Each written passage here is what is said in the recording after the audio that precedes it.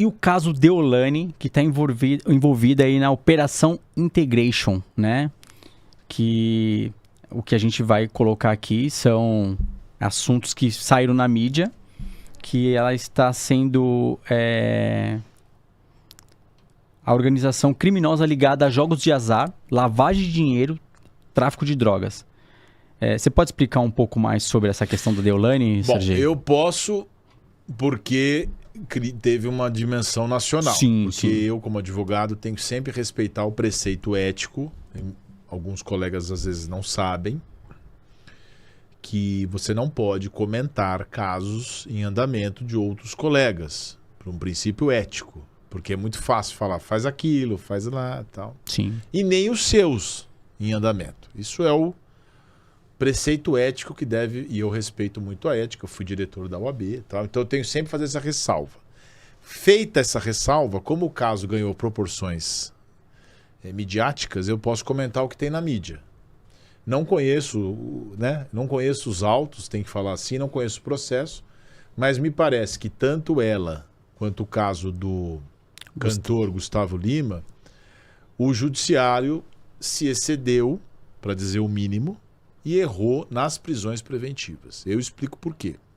Prisão preventiva é diferente da prisão pela condenação. No Brasil, a regra constitucional, a regra do Estado de Direito é a liberdade. A regra é você estar livre. Não existe essa coisa de você já começar a ficar preso antes de ser julgado, salvo raríssimas exceções.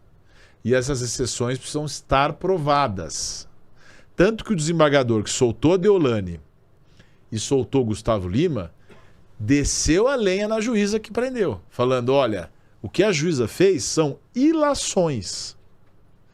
Não tem prova nem sequer da participação direta dos dois nos esquemas criminosos.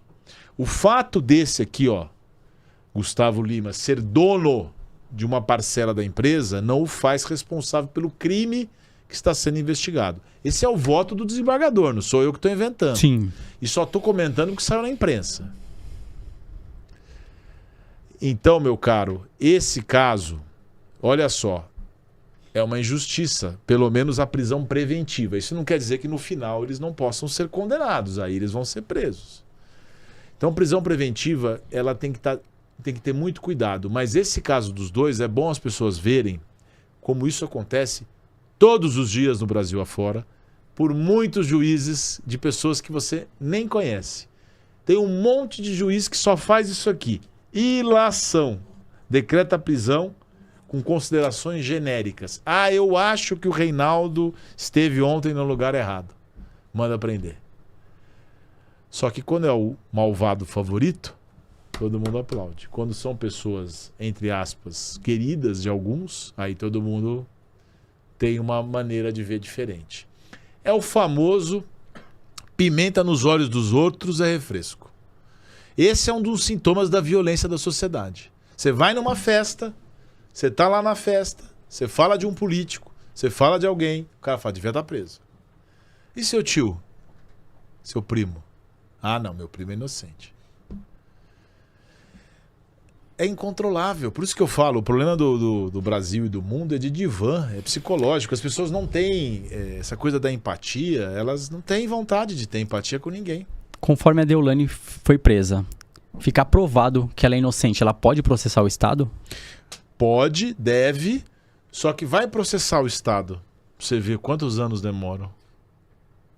Eu tive um caso de uma família de médicos muito digna, não vou citar o nome e tal, cujo filho morreu num acidente pavoroso na Anhanguera, em que um ônibus da aviação Cometa bateu num tanque de gasolina, num outro avião que veio.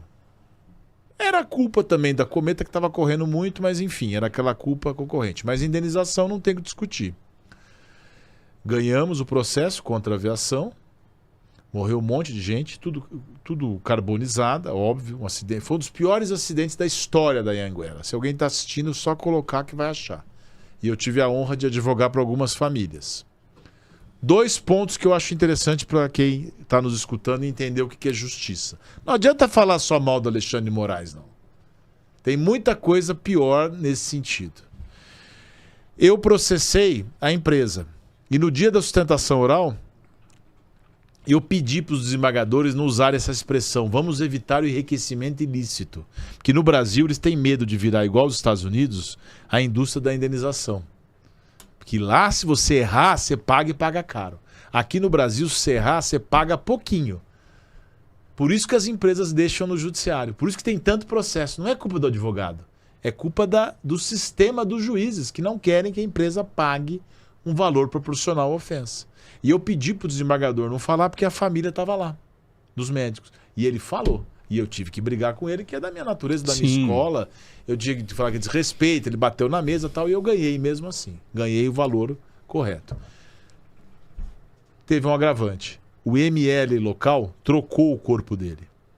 Uma outra pessoa que foi lá, uma golpista, pedindo, reivindicando o corpo do pai para ganhar seguro. Olha como tem gente ruim. Tá louco. Uma golpista foi lá no ML e falou: meu pai estava no ônibus. Como está todo mundo carbonizado, não fizeram os exames adequados, por isso que hoje nós temos um cuidado maior. Aí, ó, esse mesmo. 55 pessoas, completa 20 anos. Nossa, vocês são bons, hein? Ao vivo. Caramba, aqui. Vocês Produção são muito ao vivo. Bom. Olha só, infelizmente eu acabei identificando o caso. Mas como já acabou tudo, então eu acho que eu tenho uma certa licença. Sim. E aí eu entrei contra o Estado, culpa do ML. Perdi na primeira instância, ganhei na segunda, fui indo. Demorou 20 anos para pagarem uma miséria, sendo que é um erro gravíssimo você trocar um cadáver de um filho seu, de um ente querido, né?